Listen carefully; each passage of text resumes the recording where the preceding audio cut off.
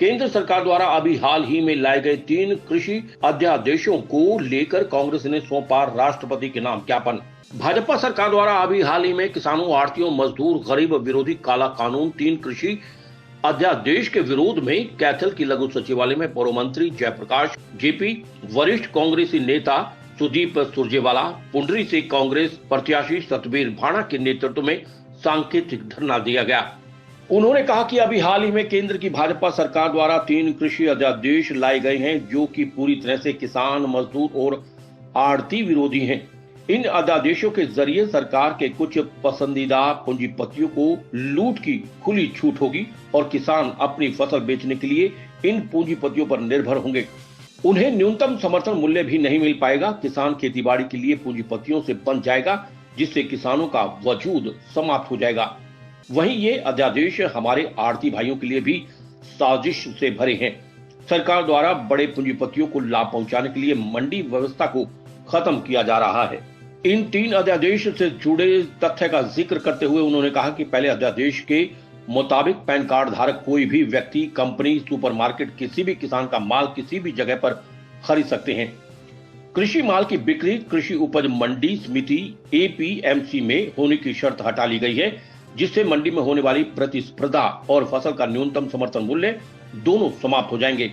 इस कानून से जहां मंडियां खत्म हो जाएंगी, वहीं किसानों की फसल औने पौने दामों पर बिकेंगी, जिससे किसानों को भारी नुकसान होगा। जब किसानों के उत्पाद की खरीद मंडी में नहीं होगी तो सरकार इस बात को रेगुलेट नहीं कर पाएगी कि किसानों को न्यूनतम समर्थन मूल्य यानी MSP मिल रहा है या नहीं।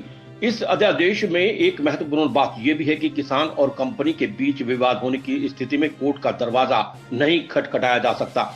कांग्रेस कार्यकर्ताओं ने जिला उपायुक्त के माध्यम से महामहिम राष्ट्रपति से ज्ञापन के माध्यम से अनुरोध और मांगों का तुरंत संज्ञान लेने और इन पर उचित कार्रवाई करवाने पर विचार करने को कहा है। उन्होंने कहा कि किसान, मजदूर और आढ़ती विरोधी ये तीनों कृषि विधेयक तुरंत पुनर्विचार के लिए वापस भेजे जाएं। किसानों की फसल के एक एक दाने की न्यूनतम समर्थन मूल्य पर सरकारी खरीद की गारंटी दी जाए। कुरुक्षेत्र में लाठीचार्ज के दौरान दर्ज मुकदमों को वापस लिया जाए और घायलों को मुआवजा दिया जाए। सरकार किसानों को सफेद मक्खी या जल भराव से खराब हुई फसल की गिरदावरी करवाकर उचित मुआवजा दें। प्रधानमंत्री फसल बीमा योजना के तहत किसानों को लाभ नहीं मिल पा रहा है, इस योजना का लाभ किसानों को दिया जाए। प्रधानमंत्री किसान सम्मान निधि योजना का लाभ जिन किसानों को नहीं मिल पा रहा, उनको भी लाभ दिया जाए।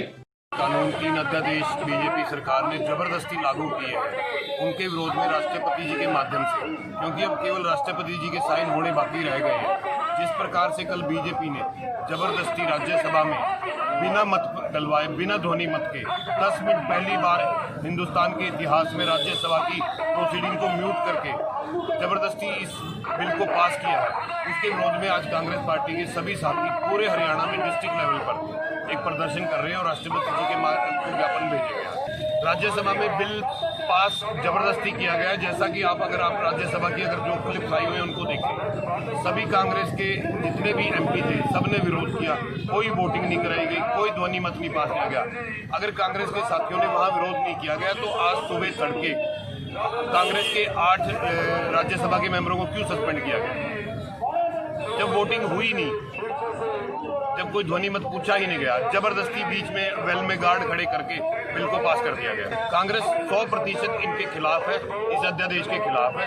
वैसे भी किसानों के अध्यादेशों को, किसानों के जो भी कानून बनने हो उनको AC कमरों में बैठकर नहीं, किसानों के साथ बातचीत करके, किसान संगठनों से बातचीत करके बनाया जाता है, ना कि अफसरों के साथ सलाह करके बनाया जाता है। हम संपूर्ण रूप से किसान संगठनों के साथ हैं, चाहे वो हरियाणा के 17 के साथ संगठन हो, चाहे कुछ भी हो, और आखिर तक हम इस लड़ाई में उनके साथ खड़े हैं।